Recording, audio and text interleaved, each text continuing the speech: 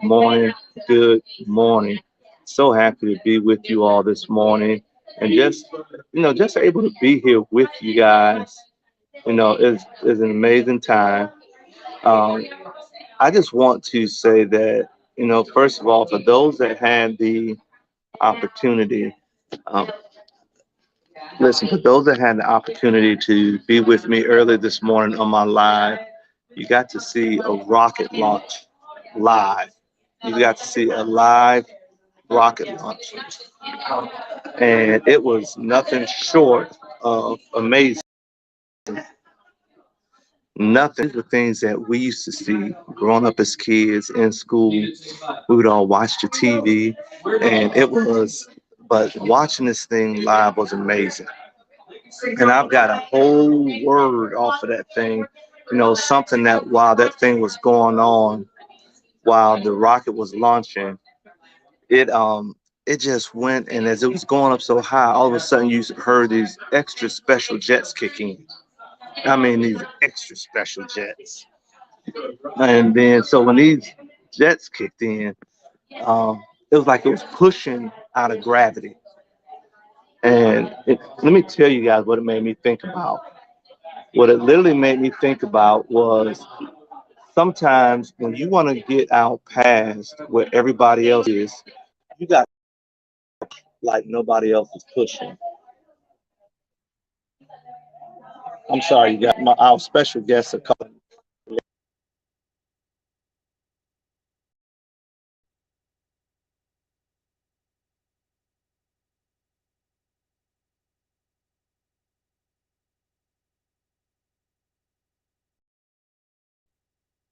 for this relationship series that I'm really excited to be able to share with you guys. It's going to be amazing. You guys are going to love it. We got some special guests that we're going to have.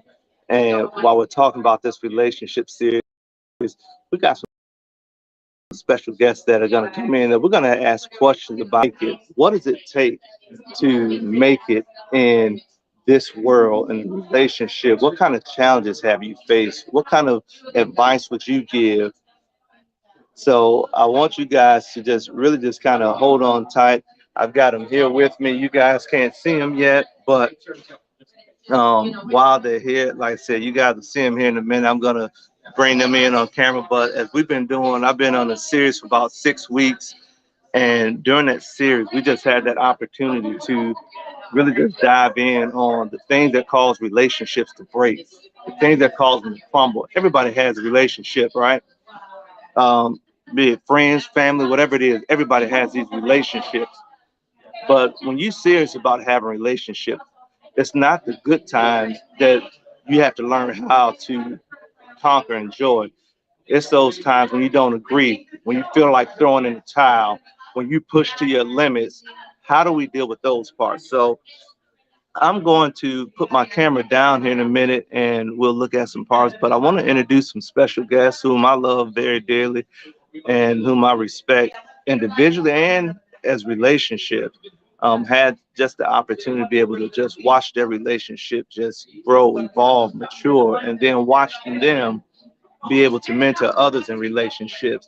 So, without that further ado, I'm going to flip the camera a little bit so we can have a wide angle, but also so we can put on the table so you can see them. And we're going to have the opportunity to ask them questions and dig in as well. So, let your friends, family, let everybody know. Go ahead, get in on this. This is getting ready to be good. So without further ado, I want to introduce. I'm going to flip this camera here. Maybe I shouldn't flip the camera. That don't look right. So without further ado, we're going to introduce to you all, present to others, Michael and Alyssa Hall over here. They are such a fun couple. They're a fun couple. Enjoy just hanging out with them. We get to hang out for the week together, and certainly glad to do that. And so, what we're going to do, we're going to spend time being able to talk to them, ask them questions, pick their brain.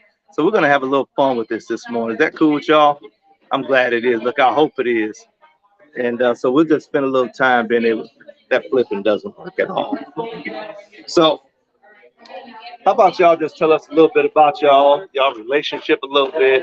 Tell us who you are, what brought y'all together, what y'all feel like make y'all relationship special. Will y'all share that with us? Yeah, no problem. Hey, how you all doing? My name is Mr. Michael Hall. You all know me. Here's my lovely wife. Hi, I'm Alyssa Hall.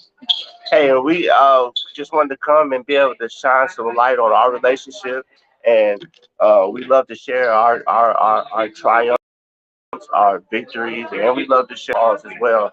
Uh, we've been together for 15 years, 15 years, and we'll be married 12 years in September. so in September it'll be 12 years. Um, I remember the first 12 days, the first 12 months, and now 12 years. So we've been together and we've been married for that long. And interesting thing, our first year of marriage, I had brain surgery. I had three brain surgeries. So newlywed, we had a baby. So we've been through some struggles, we've been through some good times, and we've been through some bad times. But with all of our times, we always kept God first. And keeping God first and keeping God as the cement and as the main stand, that is what I believe. Has been the foundation of our relationship. Okay. We're also a blended family, so we've been able to really overcome some obstacles with that and really grow from that and grow in love in so many different ways. So we love to share those experiences with other couples that may enter into marriage, blending children from past relationships and things of that nature. So we've overcome some things like that and made a beautiful family come from that. Excited to talk to you guys today. Man, I told you this is getting ready to be fun. This is getting ready to be fun. For those of you that already know Mike and Alyssa, you guys see them live. I mean, who they are is who they are. They don't sugarcoat it. They don't change. And I love that about them. So let's get into some questions. And there's some questions that we've had, but let's get into some questions. So let's ask a question, just kind of get go. What do you all got? What do you guys feel like brought you together? What was it that attracted you, brought you together? So this is different for different people now. What do you guys feel like? What brought you together? Uh, well, I met my wife in church.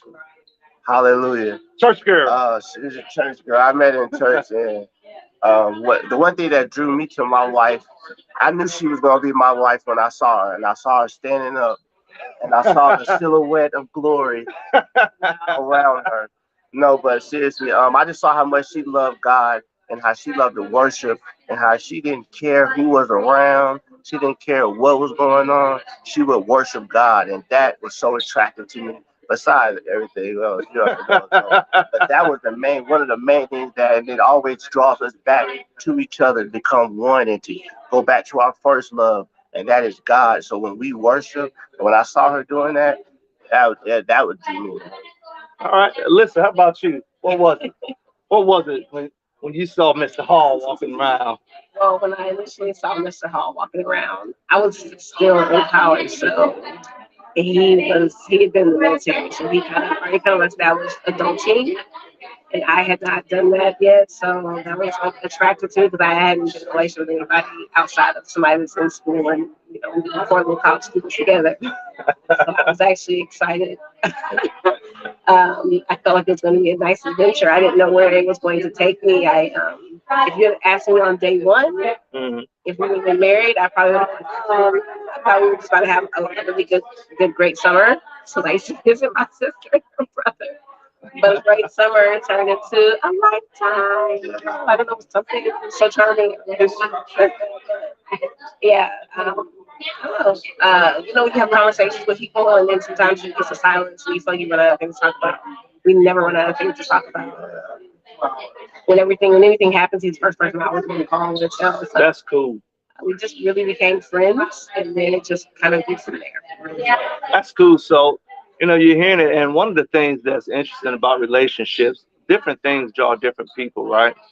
But I think as we really get into some of the things that they can look that has been the cement for their relationship, the thing that has kept them close, the thing that out of everything else gives that bond. I think those are the things that we really want to be able to pull out of, especially when you're talking about relationships and keeping relationships, staying in relationships, keeping it healthy. And so we want to dig into some of those things because the attraction part and finding someone and coming together, those are the easy parts, right? But it's those difficult questions that we got to answer that really helps us along the way. So, in light of that, I want to be able to ask a question. This is open to both of you. What is it that you think that you guys do, or what is it that you purposely do to help cement your relationship, keep things going? You know, when things get tough, don't want to talk sometimes. What is it that keeps the two of you together? I think one of the things is the communication piece. There's always offense that can happen within a relationship, right? And things that you can do to irritate each other, or things that that you can do that may even hurt one another. I think one thing that we do very well is whenever we're upset about something or we disagree about something, we kind of look at it from both perspectives. We kind of play devil's advocate a little bit, just not try to be one sided on our opinions, but also see the other person's standpoint. I think the other thing that's really important is that we both take ownership in our part in why this is taking place or why this has occurred, right? Yeah, It's really easy to point the finger and blame one person, but it takes some real discipline to really look at yourself and say, hey, what part did I play in this and how can I make it better? And I think when you have that type of control within your relationship, you can overcome any obstacle that may come your way. yeah, I agree, and that's with any relationship is accountability. I know, like with us, that's the one thing that we can be accountable to ourselves, and in doing that, you know yourself. If nobody else know, you know. So being accountable to yourself and then doing that, you ultimately become accountable for each other and vice versa. Got you, got you. So when it comes to things like that, so obviously you have the accountability to each other, but what about those times when you need to talk to somebody outside because there's things that have taken place? I'm mad at you. Yeah. I don't want to talk to you. I don't want to see you because it happens. It happens. So how do you find somebody that you talk to outside of that can help you in your relationship? I think it's really important for us. I think it's important to lean on other married couples when you have issues. To lean on your. Oh, you're talking about something. We're gonna talk about it. You're talking about something. I'm very lucky because my sister and my brother are pastors as well. So we lean a lot on them. So if I'm upset about something, I'm quick to call my sister. One thing that I do appreciate though, and I have some friends that I can talk to, but I just kind of, it just depends. You have to know the people that you can talk to about certain things. Who's good for what, that information about the relationships that you built. But one thing I appreciate is that you want to find a couple of people to talk to that are going to not try to sugarcoat anything for you, not try to make you feel good about yourself, but really, really give you true honesty. Because that's what you need, right? Because sometimes you need somebody to show you when you're not in the right one to get you back in line. So that's really, really important. Don't link up with people that are just going to tell you what you want to hear. Link up with people that aren't afraid to maybe rub you the wrong way, but they're keeping it real with you. Yeah, no, definitely. And when we go outside of our marriage to speak to people or speak to someone, we always try to go up. And when I say going up, it's someone that we respect, someone that we have accountability to, someone that we've seen what their structure is and how they go and how we've been in their house, we've been in their conversations and things like that, and we know each other's heart. We both know God is in the midst, and then sometimes we also have married couples that are not in church. To be honest, those they're out, and we get their opinion too. So it's not just we go to our believers, our brothers and sisters. We also go outside of them, and ultimately we get a lot of perspectives, and so we bring them That's all back good. to the table. We channel everything, and then ultimately we come back together and we make that decision. That's good.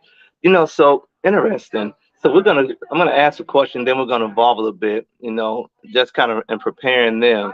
This is a question that a lot of us get, is it safe having friends that are not married? And I want y'all thinking about that while I'm doing it. But and in a second we're gonna evolve. And my wife is sitting over here, and we'll bring her into this conversation. Look, she's at stay off camera, but we'll bring her in, you know, kind of nicely. But you know, just the other part of this question that we're gonna evolve to is that all of us we have longevity in marriages that we get to see from parents and grandparents. And we want to look at, and we're going to dive into that question after this. And how important is that in your relationship? What factors and what things did you see from other long relationships, like parents and grandparents, that you were able to adopt? And those things you had to realize, hey, that's not for our relationship. That worked for them, but that doesn't necessarily work for us. So, asking that question, is it okay to have friends and hang out with people that are single? What do y'all think? Hey, grab that bitch. I gotta put this chair real quick. I think I'm two-sided on this one. So we both have friends that are not married, and that are single, and we spend time with those friends. Um, I think that there are limits that you should have boundaries. I think that's really, really important. Um, for instance, if it's, I don't talk to my single friends about my marriage. If that, not about like, I wouldn't go to them about any issues I may be having or to seek any marital advice because they're not in that same situation as me. And so from the outside looking in, and when you're single, you're gonna have a different perspective, right? When I was single, I was like, oh, zero tolerance. I ain't never gonna do this. I ain't never gonna do that. You don't know what you're gonna do, right? Until you get into the nitty gritty. And those same people, when they get married, it'll be the same way. So you have to really be careful about that type of stuff. But a lot of our single friends have a lot of successes, they're business owners, and are doing really, really great things within the community, and we can learn some things from them as well. But when it comes to like date nights and things like that, we try to stick with either married couples or other friends that are couples, right? Because it's okay. We have a lot of friends that are dating and are in serious relationships, and I love to for me and my husband to be a light for them. And then also that keeps it fresh for us, right? Because if we're going on a double date with a couple that's been dating for a couple months, they're all hot and touchy and feely, and that just kind of like, okay, we can be hot, touchy, and feely too. I think that's good for you as a married couple to get with some folks that's got a fresh fire in them because it helps you reignite your fire as well. That brings another great question, you guys. Man, I'm telling you, this is some good stuff. So, talking about that hot, touchy feely, what do y'all think about showing that stuff outside of the bedroom, being what's the word for it? Not emotional. Public displays of affection, PBA, not the public bowling alley. Public displays of affection. What do y'all think about it? And you all, I got Pastor Shy join us over here. Say hey for us. She give us a vacation face. So let me ask you, what do y'all think? What are your thoughts on public displays of affection? Well, And then what is it like now versus when you first got together? So this is our thoughts. Okay, I guess we understand where they stand on we do. But I think it's just your spouse. I think me, I like to show PDA in public, but I also know how to be tasteful as well. I think it's a boundary that you have. Well, the boundaries? Yeah, I mean, That boundaries? gotta be a safe word, maybe or something if you're in public, like, whoa, bananas, like you doing the most right now. No, but I think you just have to have fun. And I know with us, that's how we have fun. That's how we show each other. So do y'all ever think about people like, oh, they being extra? Do y'all care? No, because we're the same way at the house, so that's why for me it's no different. Yeah, I do the same thing at the house. Yeah, so it's like worse at the house. So Oh, my expectation outside is, I don't think, what I'm saying? I know that we hold hands and so it's no big deal because you're already doing it, right? And so it's no big deal. I get you. I get you. And so, man, I tell you what, it's funny because I remember looking at, and this is not the conversation, but other kind of couples, and I was like, man, why do they always got to be extra and doing what they're doing? I'm saying because I don't want to go down that road for this conversation. And I would always say, why they being extra? But when it comes to relationships, I think it's okay to show the world that we can love each other. I think it's okay to show the world that, loving one another is cool. And it's cool to be in love. Do you think that those are some of the things that have kept your relationship on fire, kept it hot? Are those some of the things that keep it hot? I think it does, because when she's mad at me, we might have those times where we may have, He still harasses me. and that brings us all back to where we need to be. I know she hates it sometimes, and she might be mad at me, but you know what? Yeah. And that takes it back to when Pastor was saying like things that you got from like the older couples. My parents could go like a really long time not talking to each other, like a really long time. And my parents, And I yeah, used they didn't. and his parents like to talk things out as soon as something happens. Yeah. Super difficult for me. She hated it. She hated it. And sometimes I struggle with it, not as much though, but I tried to do that too because that's what I was used to seeing. I would just get a silent treatment, and I've seen it going for weeks at a time. So I'm used to that. So when I tried to do it, he would be like, "What are you doing? Like, you mad still? What are you doing? Let's talk about it." He want to talk about it right then.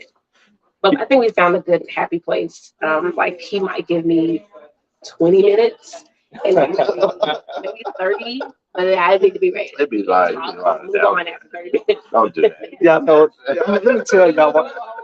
Let me tell y'all why this is so funny now. Look, hold on, Pastor Shaw. I'm gonna bring Pastor Shaw, but she's on over here.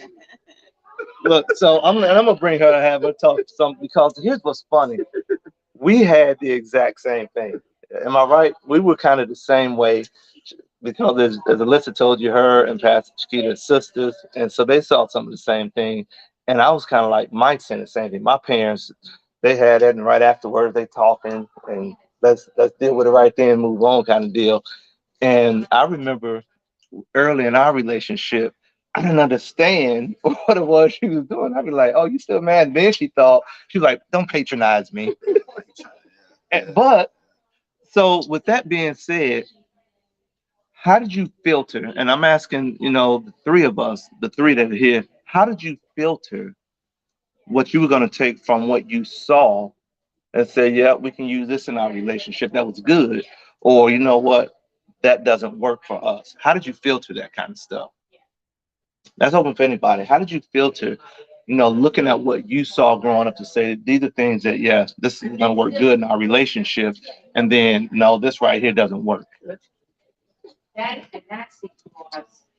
I think when it comes to filtering for me, my grandmother used to say, even a cow knows to chew the grass and spit out the sticks.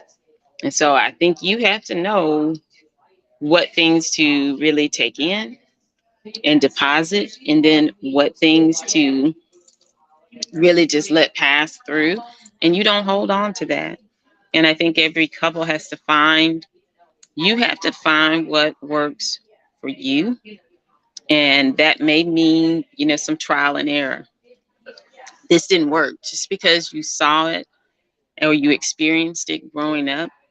That does not mean when you bring two unique people together that is going to work.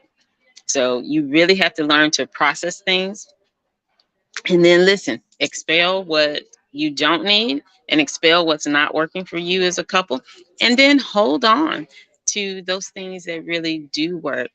I think one of the, and I tempered myself, I used to call them 2 minute grudges. So I literally had, 2 minutes to hold in everything that was really angering me and bothering me, and then let it go. And that was something that I had to do for myself. But I think too, you have to, and your spouse has to respect your need to really internalize and process things. And I think it's a sign of growth, on the part of both individuals, and it is a proof of your relationship growth. We have grown and we've matured from some of the things that maybe we used to do. And then too, I think though, sometimes you have to kind of go back and reflect on those things and talk about those things that are not working. This really doesn't. And as you change and mature over the years, you have to constantly reevaluate what's going to work, because if your relationship is not maturing, that's when you hear people say that they've grown apart, because we did not bring our relationship into the growth factor. So I grew up in some things.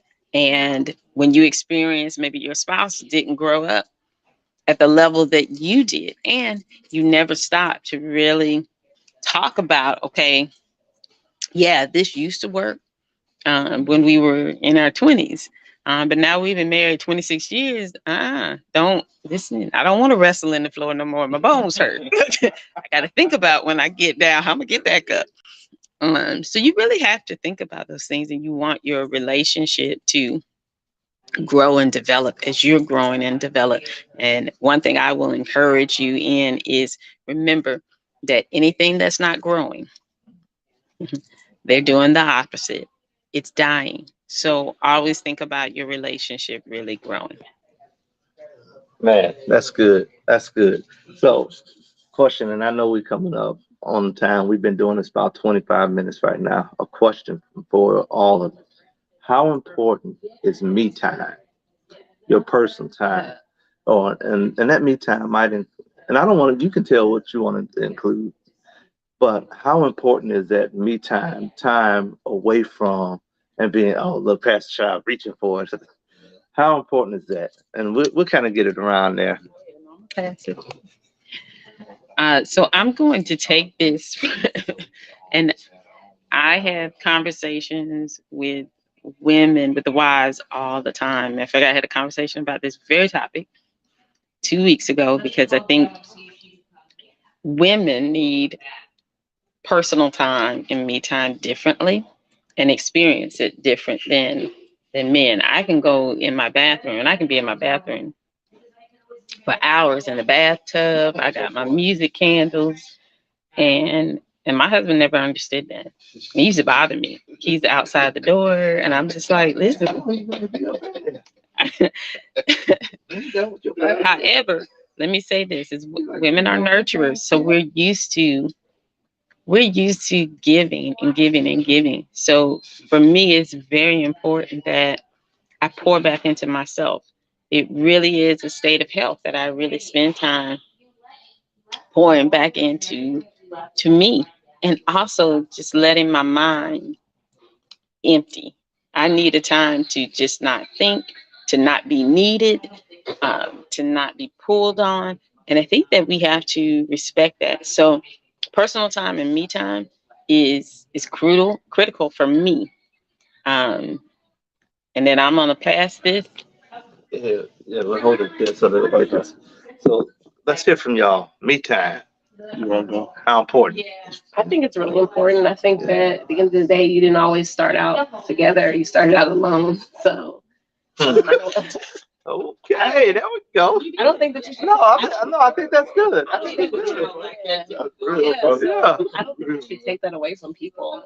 You know, I'm different. I think that I think that like my sister said, me time looks different for everybody. You got some people that are really headstrong and that are used to doing, look at our generation, look at the wonderful and amazing, um, women and men that we're raising. But, the women that we're raising, the girls that we're raising them to be independent, right? So and they're marrying later, people are getting married in their 30s now. So you've been doing all that by yourself and doing your girls trips and stuff like that. Then you get a husband. And then he'd be looking at you crazy when you be like, okay, my girls trip is coming up. Like what? I think that people should be okay with their spouses having other things outside of just them. I think it makes the relationship better. I think it just builds you, it builds character, it gives you sanity, especially when you start to have children and you get families. So I guess I think it looks different. Like for me, it's whether it's me doing things away, I do some things away with work and stuff like that, and my husband's like, go. And then I do things with sorority and stuff like that. But I mean, I know some couples whose husbands will book a spa or Chateau Lawn overnight and send their wife, and I got the kids, and do you boo? And then I know some people that are really scared to do stuff like that. And you can see the result of how that might make the other person feel. Or I think people need that time to breathe and to be able to just go away from it all and be in yourself and just be in tune with yourself. Because if I'm healthy, if my mind is healthy, if my spirit is right, I feel like I can be a much better wife. And it's interesting. I'm going to get to Mike. So we've heard from the ladies saying, I think we've heard some spa time. We've heard girls trip. We've heard bathroom time with candles and music and sporty and chapter stuff. Guys, what is it that you do? Are the tables equal? Are the tables equal? Right. Do guys get this? Mike, we're going to start with you. We'll put you on the hot seat. So this is the hot seat. but really it's not, because like my wife said, we both have our own section of friends. We both have our own people we hang with. Things we do. Like me, I like to go to the gym. I'll go to the gym for 2 hours. That's my me time. Or an hour. That's my me time. I go sit in the sauna. I'll work out. I'll run around. Sometimes she might not understand, like, how you at the gym for 2 or 3 hours. But you know what? She gets it. So she knows that what makes me happy. So I can be a better husband. So I won't be mad and fussing and doing all that. So I'll let him do what he do. And when she wants to go out with her friends, I let her go. Because I'm at the house doing what I want to do. I'll be with the kids, or I'll be playing a game, or I'm, doing this or doing that, fixing stuff down in my house, in the garage, doing stuff, and she's not bothering me. You know why? Because she's away doing her thing. So I don't like to be all up under her, but sometimes I do, because that's my boo. But not all the time. You know what I'm saying? And that's me. So me time for me. If I can go out and do stuff, hey, that's me. That's my me time. She can go, she can have me time, but you have to be able to do stuff on your own. Because it's like, if you're with your wife, you work with your wife, you got to ride, you drive your wife with your wife, you go to work with your wife, you come back. That's a lot. And that's just for us. Somebody's gonna get it. And I love my wife to death. I love her to death. But if I had to do that every single day, and I don't know how that would be. So I enjoy that we have that balance. And a lot of people, they don't. And a lot of couples, they're like, so how do y'all do that? And that's just what we always done. If I can interject right before my brother-in-law goes. So one thing too, like that he was saying that I like that was kind of highlighted, is that it's not just about your spouse, right? I think that some people think that you want to, like, maybe do a little woosah moment, maybe go get you like a little room in the Intercontinental, just have your champagne and just be by yourself. But that he doesn't. I wouldn't take it personal, right? Because like you said, you work. So, you got your job and the people at your job that you deal with, and then you are in organizations. You might be volunteering, you might be leading chapters of whatever. People are really involved in their colleges and stuff like that. It is a lot going on. Right. So your mind is drawn in a whole bunch of every kid is in an activity. They playing football, basketball, baseball. You're pulled in, so they dancing, everything. So it's not just, oh, I want to get away from my spouse. And that's when I think that if people take that perspective out of it and think about the fact that you just need to detox your brain, just like you detox your body, then I think you would appreciate it more and be more in tune to be like, you know what, you need to do that. Because sometimes if I don't see that Mikey's done something in a long time, I'm like, you don't got nobody, no friends, you can go. Or hang out with somebody. It's not for me, it's for him, right? Because you can tell when people need a break, right? And so if you continue to be continuous with that and being habitual with it, it doesn't explode. And then when that break comes, now it's coming in the wrong way. I mean, that's when people have problems. Boy, that's interesting. I'm telling y'all, that's some deep stuff. It's interesting stuff. So what I'm understanding from hearing them is that having me time is healthy. Not just healthy for you, but it's healthy for the relationship. You come back to the relationship better. You come back stronger. You come back more invigorated for the other person. Not even just for the other person, like all of us agreed, for yourself. And I'll be honest, for me, relaxation was something I had to work at. I had to work to learn to relax. It seems crazy, but the way my mind is wired, even when I'm not working, it's like, what other kind of work can I be doing to be productive? What else can I do? I am one that I typically don't really sit down and watch TV. Whatever somebody else is watching, if it's on, I just watch it. I don't really I got a few shows maybe that I watch, but I'm just one, when I sit down, my body thinks it's time to go to sleep. I couldn't even sit down on the couch and watch a movie. I go to sleep because I just wouldn't stop. My mind wouldn't stop. And even when I lay down, my mind is thinking about what I need to be doing for investments, business, work. What do I have to be doing? And so I say that to say you have to train yourself even to relax. You got to train yourself and find out what works for you. And so we got about, looks like about 8 minutes. So maybe 10, a little less than 10. And we're going to ask a question that is in every relationship podcast, every relationship ebook, every relationship story, and even before getting married. There's some important questions that, we'll obviously talk about on another time when you talk about spending habits and money and stuff like that, because we realize that money is probably the number one reason for most relationships breaking up. But one that people always ask is, how important is intimacy? How important is physical intimacy? Can you tell when the other person needs that? And I'm going to say this just kind of blanketly, and then I'll let the other ones chime in. There's no right and wrong to it. If y'all done agreed on y'all own schedule, that's what y'all agreed to. But if you just had to throw a number out there, that's what. If you had to throw a number out there, we look at sex as like this fupa kind of thing, right? But God created it, and He created it for married couples. I'll say that. Y'all can agree, disagree, but that's what He created it for. So if there was a magic number, because that everybody always asks that, even in relationship folks when they're talking about in pre-marriage counseling, we need to talk about this. Y'all talk about that. Y'all had those conversations. So I'm saying that because I know that their minds are probably running right now with their answers. But is there a magic number? That's the question that everybody always asks. Is there a magic number? And does that number change based on what circumstances? Who want to start? I'll start because mine is quick, so I'll go fast. Mine's fast. So it's just me. It's trial and error, I believe. Trial and error. In every It's relationship. trial and error. It's trial and it's error. When we did our premarital counseling, I think I made that because this question was asked. I think I maybe said 6, or maybe said 5 to 6. But realistically, I was 20 something. So now 3 is fine. Wait, And hold on, back up. 20. In my 20s, I was like 6. Oh, in your 20s. In my 20s, I was like 6 to 7 times a week.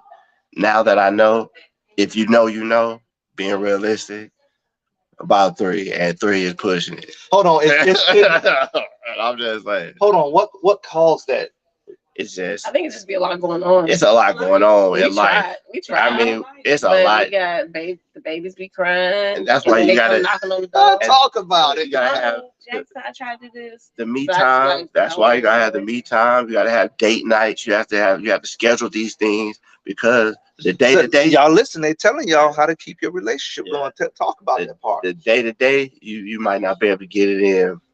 I'm telling you. So that's why you have date nights and you have things that you plan to try to, not saying you're planning intimacy and nothing like that, but you're being realistic. But that's okay though. I think it is okay though to plan intimacy because just because you plan it doesn't mean it's any less valuable. We plan everything. And exactly, you're intentional about so many other things, but somehow we think that if we're not intentional about intimacy, and if you're not intentional about it, it may never happen. Right.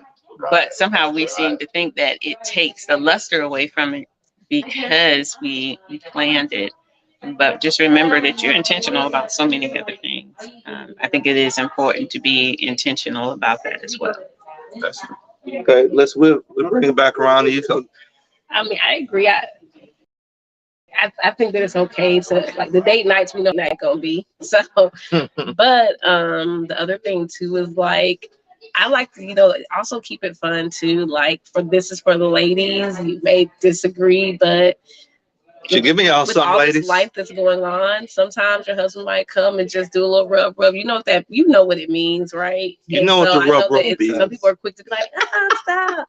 But I think that keeps it exciting too. So like Mikey can probably count how many times I've ever been like, stop. I don't usually do that. Like I think that makes it spicy. That makes it fun for your spouse as well. So keep that in mind too. I'm like, do it, girl. I'm the do it girl. So I'm always saying, do it, girl. Uh, Seriously, if you was still telling me 6 times a week now, I would try to make it happen. If I could, I would. You know what I'm saying? But like my sister said, I think it's not anything bad about planning those intimacy nights and stuff like that and your dates. But also when your spouse or you do something a little different, if your spouse is always the person that initiates, I always encourage women that you should try to initiate sometimes if your husband always has to initiate with you. How about you try to do it? Because that's unexpected. That's going to be a new feeling for that person too. So keep that in mind. As you're fueling your marriage with those intimate moments and intimate pockets. Man, that's good information. And just kind of chime in, I agree with all of what they said. Trial and error. You got to know you. You got to not just know you, know your relationship. And I'll say, for me, I was like Mike. Yeah, 6, 7 times, 2 times a day. Yeah, no worries. But as I'm starting to get older, I just hit another birthday. I can remember the times in our relationship. I wouldn't go to bed without my wife. I'd be waiting. We go to bed. We go to the bedroom together. But now I've gotten to the point. Hey, I'm going to bed. I'll see you in the morning. That I mean, it like they said, life happens and so many other things, and you get tired. You get tired early, and so it used to. There was time when we was like, "Yo, let's go to bed. Let's go."